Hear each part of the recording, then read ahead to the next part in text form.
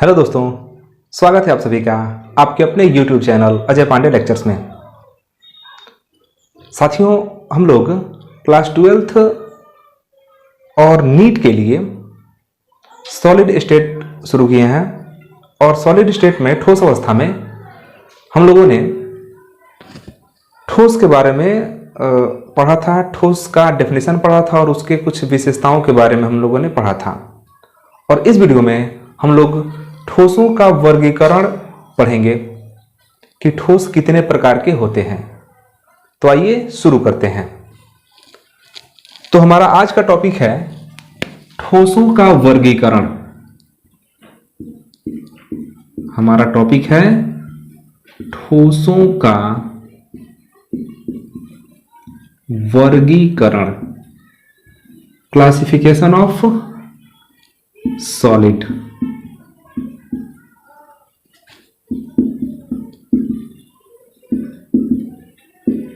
Classification of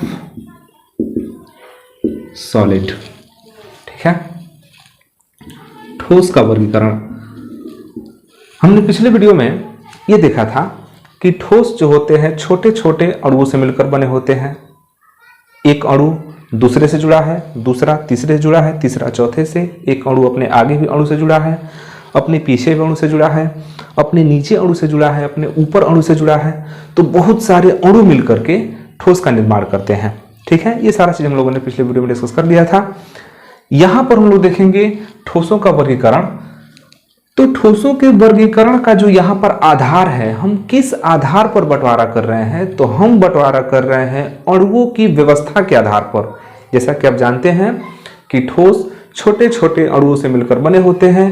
तो उन अणुओं की क्या व्यवस्था है, उनको कैसे अरेंज किया गया है, उनको कैसे एक दूसरे के पास सजाया गया है, वो कैसे जुड़े हैं एक दूसरे से, इसी आधार पर ठोसों को दो भागों में बांटा गया है। तो हम कुल मिला के ये कह दें कि ठोस में जो उनके अणु होते हैं वो अणुओं की व्यवस्था के आधार पर ठोस को दो भागों में बांटा गया है। तो हम अगर कहें कि अणुओं या उसी को हम लोग बोलते हैं अवयवी कणों, अणुओं या अवयवी कणों की व्यवस्था के आधार पर, की व्यवस्था के आधार पर ठोस दो प्रकार के होते हैं। ध्यान दीजिएगा, ठोस कितने प्रकार के होते हैं? दो प्रकार के होते हैं। किस आधार पर हम लोग बांट रहे हैं भाई? हम लोग बांट रहे हैं अवयवी कणों की व्यवस्था के आधार पर कि एक अणु दूसरे अणु से कैसे जुड़ा है। इसी व्यवस्था के आधार पर हम लोग ठोसों का वर्गीकरण कर रहे हैं। और इस आधार पर जब बंटवारा किया जाता है तो ठोस दो प्रकार के होते हैं। जो पहला है, जो हमारा पहला है वो है क्रिस्टलीय ठोस। जो हमारा पहला प्रकार है वो है क्रिस्टलीय ठोस। और जो दूसरा है वो है अक्रिस्टलीय ठोस। अक्रिस्टलीय ठोस, ठीक है। पहला हमारा क्या है? क्रिस्टलीय ठोस। और जो दूसरा होता है वो होता है अक्रिस्टलीय ठोस, ठीक है। पहले वाले को समझते हैं कि हम क्रिस्टलीय ठोस किसे कहते हैं, ठीक है। क्रिस्टलीय ठोस क्या है? क्रिस्टलीय ठोस वे ठोस होते हैं जिनमें अवयवी कणों की जो व्यवस्था होती है वो निश्चित होती है और नियमित होती है। मतलब कि वहां पर अवयवी कण के जुड़ने का एक निश्चित पैटर्न होता है कि एक अणु के बाद से कौन जुड़ेगा, दूसरे के बाद से कौन जुड़ेगा, तीसरे के बाद से कौन जुड़ेगा, एक निश्चित पैटर्न होता है। अगर हम डेफिनेशन की बात करें तो वे ठोस जिनके अवयवी कणों का एक निश्चित एवं त्रिविम व्यवस्था होती है। निश्चित एवं त्रिविम व्यवस्था का मतलब क्या है? जैसे एक उदाहरण से समझते हैं। जैसे NaCl, जैसे हम NaCl ले लें। एक Na एक Cl से जुड़ा है, एक Na एक Cl से जुड़ा है।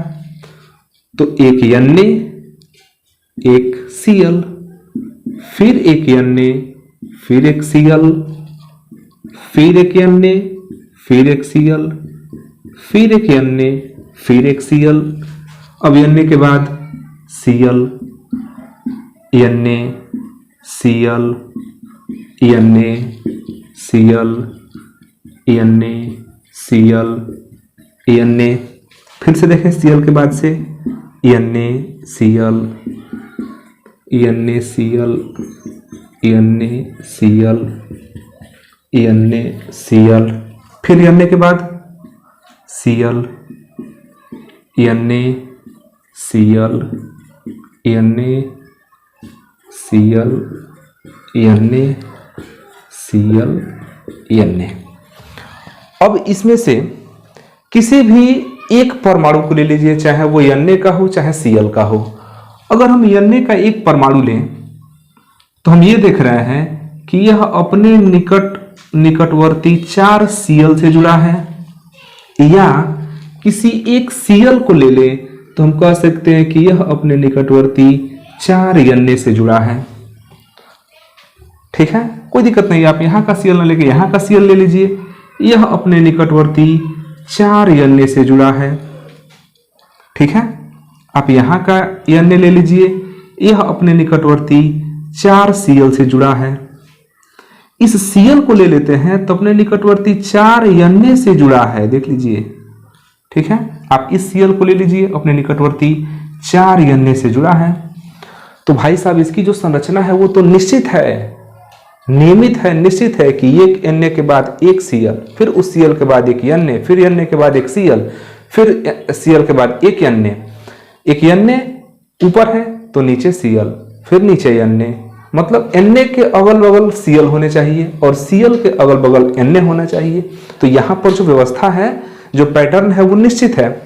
तो जो हमारा डेफिनेशन है वो ये है कि वे ठोस जिनके अवयवी कणों, ध्यान दीजिएगा, वे ठोस जिनके अवयवी कणों की एक निश्चित एवं त्रिविम व्यवस्था, 3 डायमेंशनल व्यवस्था होती है, जैसे कि ये है, तो इनको हम कहते हैं कि ये कौन से ठोस हैं? क्रिस्टलीय ठोस हैं। क्रिस्टलीय ठोस, हम लोग यहां पढ़ रहे हैं क्रिस्टलीय ठोस, ध्यान दीजिएगा। अभी हम पहले प्रकार को ही अच्छे से डिस्कस कर लें, फिर दूसरा देखेंगे।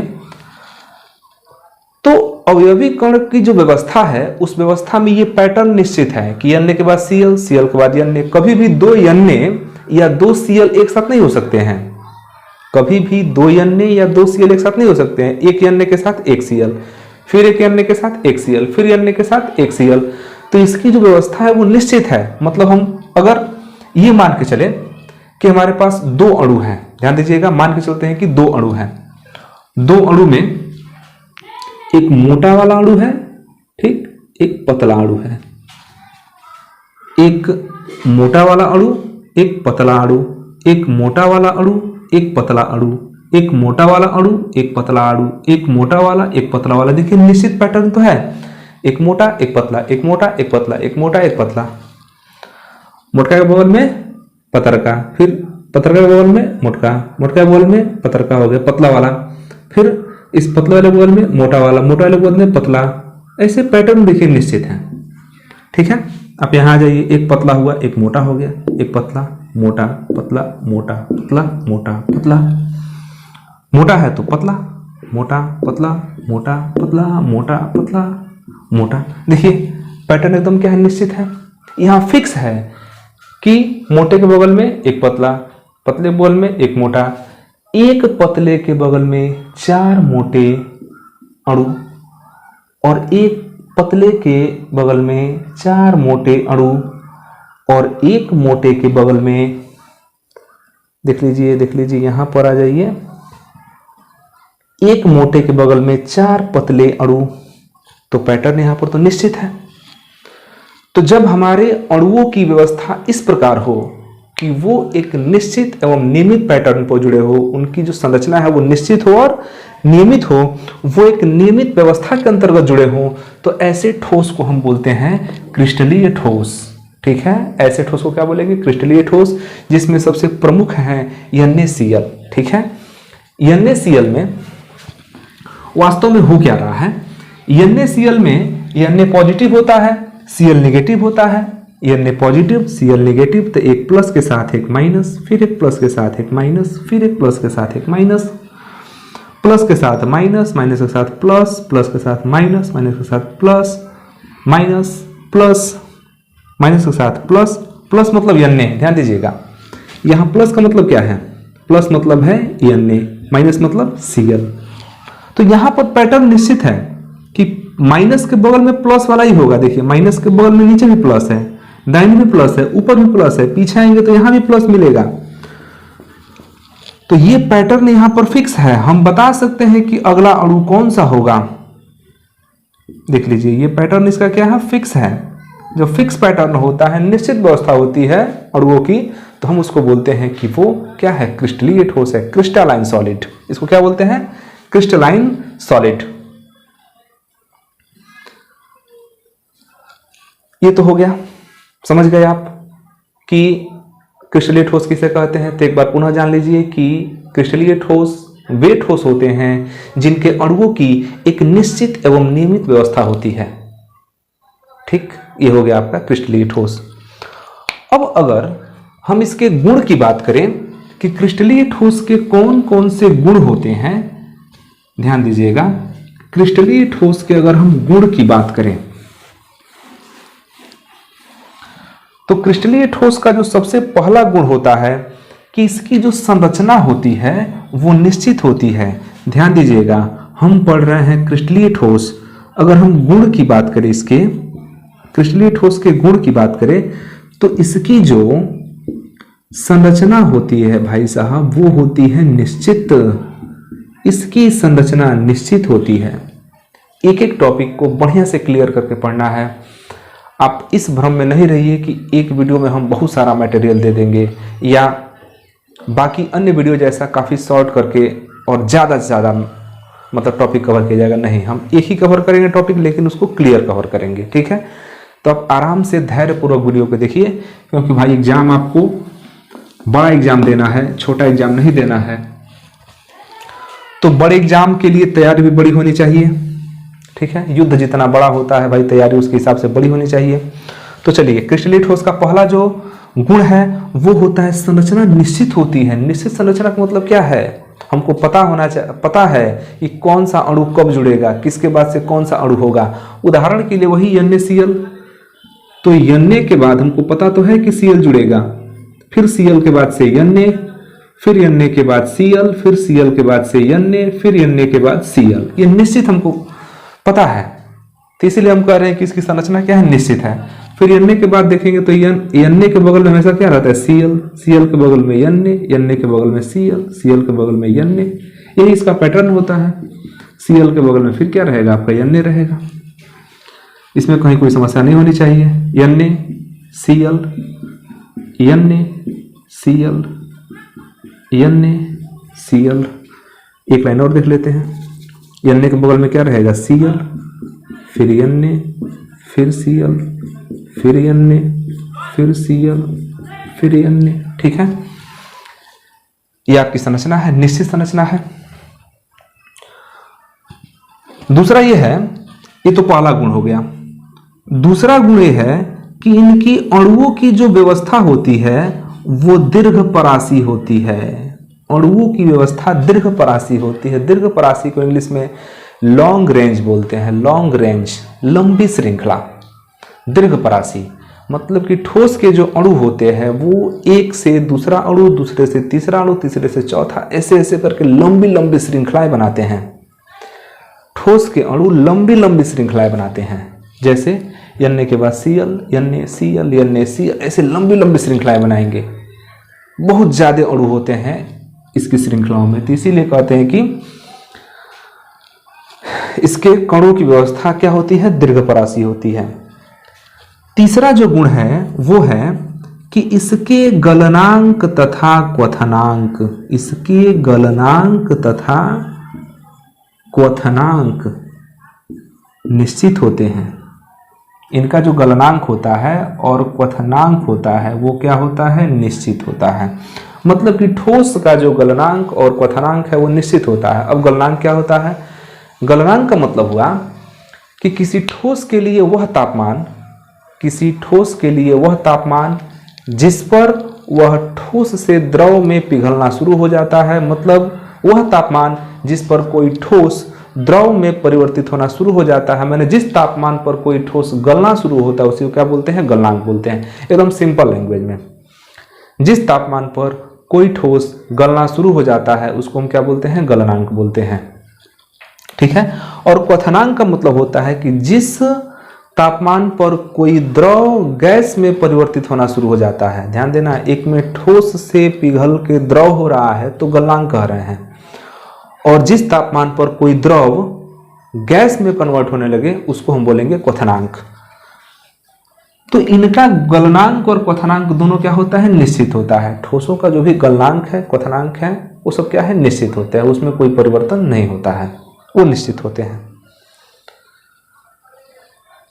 उसके बाद से अगर हम देखें अगला गुण, तो इनके ये वास्तविक ठोस होते हैं। सबसे महत्वपूर्ण गुण तो है ये वास्तविक ठोस होते हैं। वास्तविक ठोस होते हैं मतलब कि वास्तव में ये ठोस का गुण प्रदर्शित करते हैं। वैसे जो अक्रिस्टलीय ठोस हैं, जो हम आगे पढ़ेंगे, तो अक्रिस्टलीय ठोस वास्तविक ठोस नहीं होते हैं। अक्रिस्टलीय ठोस आभासी ठोस होते हैं। अक्रिस्टलीय ठोस केवल ठोस जैसा दिखते हैं, उनके गुणों को जो है फॉलो नहीं करते हैं। तो ये वास्तविक ठोस होता है, वास्तव में ये ठोस है। ठीक है। अगला गुण है, तो इसका जो अगला गुण होता है, अगला गुण है कि ये संपीड्य और कठोर होते हैं। इसमें जो संपीड़न का गुण होता है, ठोसों में कौन सा गुण होता है? संपीड़न का। संपीड़न को अगर हम इंग्लिश में बोले तो इसको बोलते हैं कंप्रेसिबिलिटी। कंप्रेस हो जाते हैं। अणु क्या होते हैं? संपीड़ित होते हैं।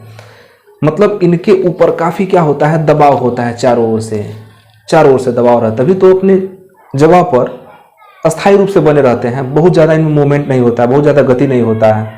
तो इनके अंदर क्या होता है? संपीड़न का गुण होता है। तो ये संपीड़ित होते हैं और कठोर होते हैं। ठीक है। अगला जो गुण है कि इन्हें तेज धार वाले चाकू से काटने पर इनका जो विदलन होता है, वो सपाट होता है। सपाट मतलब समतल होता है, मतलब प्लेन होता है। मतलब ये हुआ कि किसी ठोस को अचानक चाकू से तेजी से काटा जाए, तेज धार वाले चाकू से काटा जाए, तो उसका जो सरफेस बनेगा ना, एकदम प्लेन बनेगा, चिकना बनेगा, उसको बोलते हैं विदलन। तो इनका जो विदलन होता है वो कैसा होता है? वो स्पष्ट होता है। इनका विदलन कैसा होता है? स्पष्ट होता है। एक बार पुनः समझ लीजिए, ठोस को अगर हम चाकू से काटें तो जो काटने के बाद जो सरफेस बनेगा ना, एकदम चिकना बनेगा। ये ठोस का बहुत अच्छा पहचान है। उसके बाद सबसे महत्वपूर्ण कि ये विषमदैशिक होते हैं। भाई साहब, विषमदैशिक का मतलब क्या है? ध्यान से देखिए, विषमदैशिक का मतलब क्या है? विषमदैशिक हम इसी पर समझ लेते हैं। विषमदैशिक का मतलब हुआ कि अगर अणु एक निश्चित क्रम में व्यवस्थित है और उसको हम अलग अलग एंगल से देखें तो हमको अलग अलग दिखाई दे। जैसे इसी में देखिए, इसमें अगर आप ऊपर से देख रहे हैं तो पहले N, तब Cl, फिर N, फिर Cl दिखाई देगा। पहले N दिख रहा है, फिर Cl दिख रहा है। अगर आप वही यहां से देखें तो पहले आपको N नहीं दिखाई देगा, पहले आपको Cl दिखाई देगा, फिर N, फिर Cl, फिर N। अगर आप नीचे से देखें इसी लाइन को तो नीचे से पहले Cl दिखाई देगा, फिर N दिखाई देगा, फिर Cl, फिर N। तो अलग अलग एंगल से देखने पर आपको अलग अलग चीजें दिखाई दे रही हैं। ऊपर से देख रहे हैं ऐसे, ऊपर से देख रहे हैं तो ऊपर से पहले N दिख रहा है, फिर Cl, फिर N, फिर Cl। वही अगर नीचे से देख रहे हैं ऐसे, नीचे से, तो पहले Cl दिख रहा है, फिर N। तो हम दो तरीके से देख रहे हैं और दो अलग अलग तरीके से हमको दिखाई भी दे रहा है। अगर हम तिरछा ऐसे देखें तो हमको केवल Cl दिखाई देता है।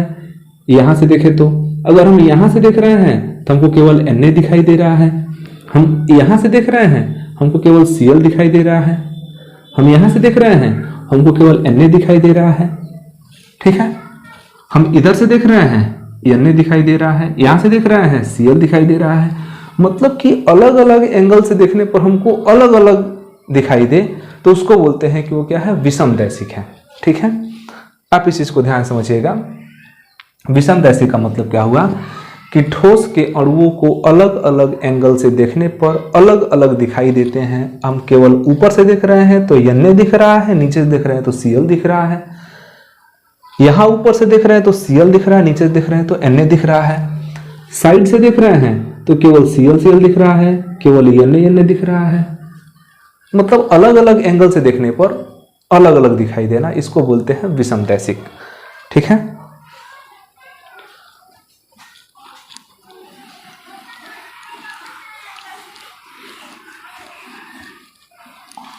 और जो लास्ट गुण है कि इनका जो शीतलन वक्र होता है, इनका जो शीतलन वक्र होता है वो असतत होता है। शीतलन वक्र असतत होता है। शीतलन वक्र के असतत होने का मतलब क्या है? वक्र मतलब ग्राफ।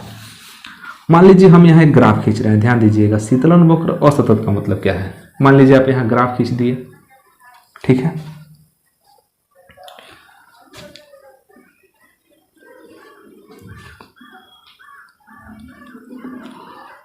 तो शीतलन वक्र असतत का मतलब हुआ कि अगर इनको हम ठंडा करके कोई ग्राफ खींचे, ठंडा करके कोई ग्राफ खींचे, तो वो जो ग्राफ होता है ना वो सीधा नहीं मिलता है, टेढ़ा मेढ़ा मिलता है। जैसे मान लीजिए कि चलिए ठोस को देखिए, शीतलन वक्र का मतलब ये नहीं समझेंगे कि मतलब केवल ठंडा ही करेंगे, हम उसको गर्म भी कर सकते हैं, लेकिन शीतलन है तो चूंकि अब ठंडे से ही शुरू करते हैं। जैसे मान लीजिए कि यहाँ कोई हमारे पास पदार्थ है और पदार्थ को हम लगातार गर्म कर रहे हैं, लगातार पदार्थ को गर्म कर रहे हैं, गर्म कर रहे हैं, गर्म कर रहे हैं, गर्म कर रहे हैं, और गर्म करते करते करते करते मान लीजिए कोई ठोस है, कोई ठोस है और ठोस को तापमान ऊष्मा दी जा रही है, उसका तापमान क्या हो रहा है? बढ़ रहा है। तो ठोस को जब हम गर्म करते हैं तो उसका तापमान क्या होता है? ठोस का तापमान बढ़ता है। बढ़ते बढ़ते बढ़ते बढ़ते एक समय ऐसा आता है कि अब ठोस का तापमान बढ़ना बंद हो जाता है। ध्यान से समझिएगा इसको, शीतलन वक्र क्या है। जब हम ठोस को ऊष्मा देते हैं तो उसका तापमान क्या होता है? बढ़ता है। आप इधर ऊष्मा दिखा दीजिए, मान लीजिए इधर क्या है? ऊष्मा है, इधर क्या है? ताप है, ठीक है। तो ऊष्मा हम दे रहे हैं, ताप इसका क्या हो रहा है? बढ़ रहा है। ऊष्मा दे रहे हैं, ताप बढ़ रहा है। तो एक समय ऐसा आता है ना कि अब उस ठोस का तापमान बढ़ना बंद हो जाता है, लेकिन ऊष्मा उसको हम दे ही रहे हैं। अब होता क्या है कि वह जो ठोस है वो द्रव में परिवर्तित होना शुरू हो जाता है।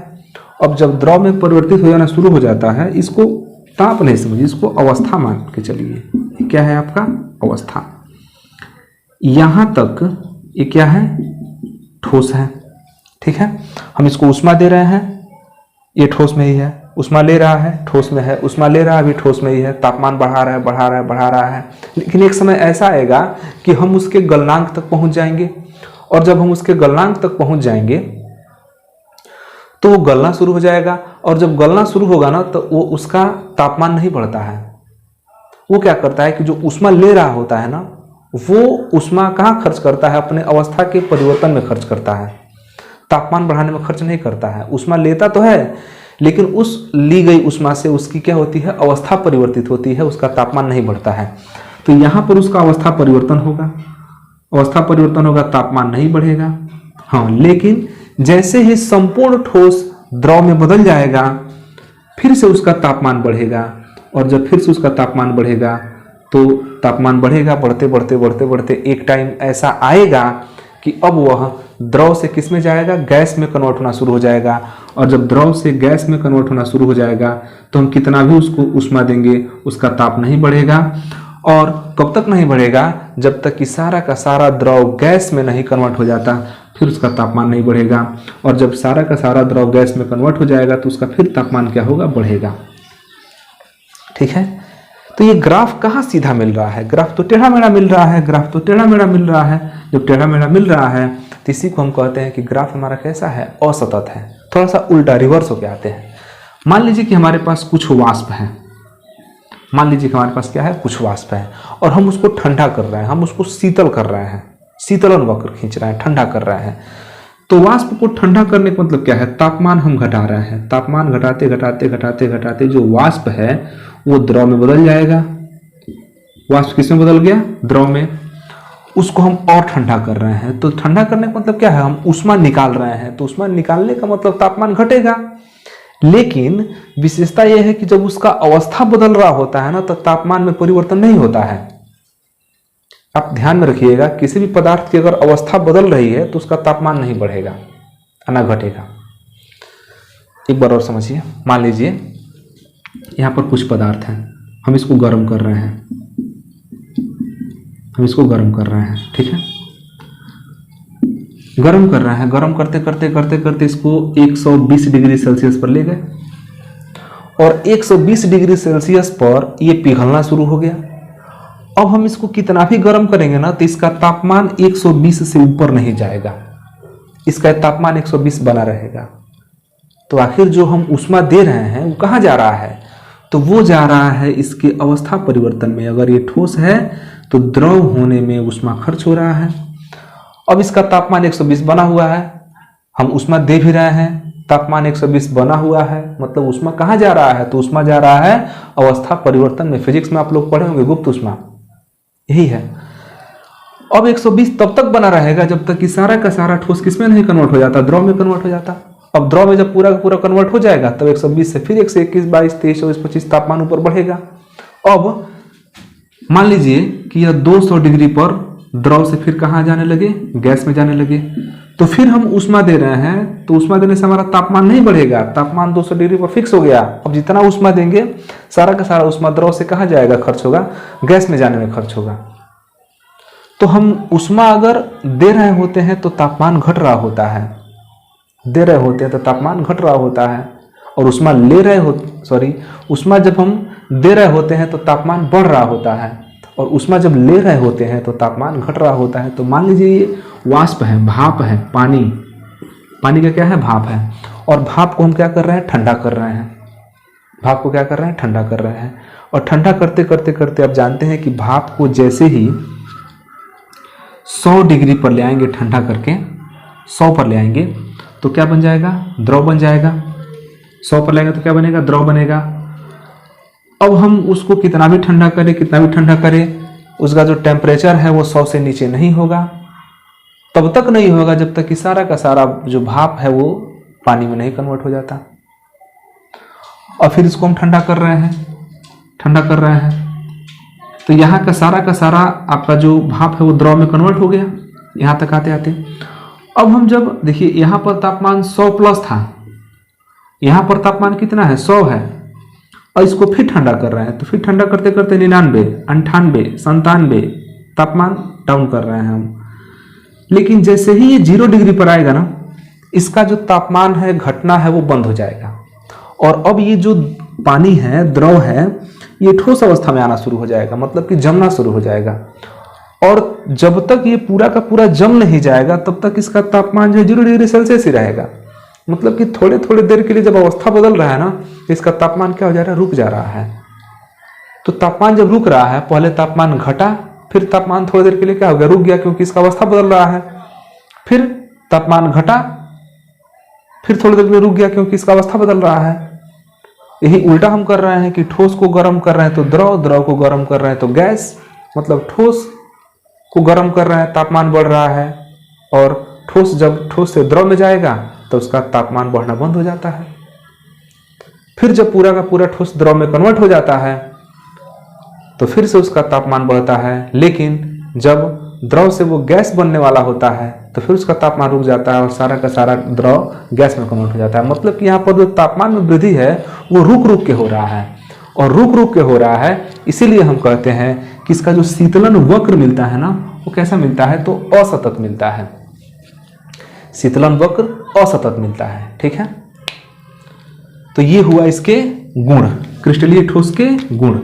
और अगर इसके हम उपयोग की बात करें, ठोस का अगर उपयोग देखें तो क्रिस्टलीय ठोसों का उपयोग देखिए आभूषण बनाने में इसका उपयोग किया जाता है, गहना बनाने में, आभूषण बनाने में।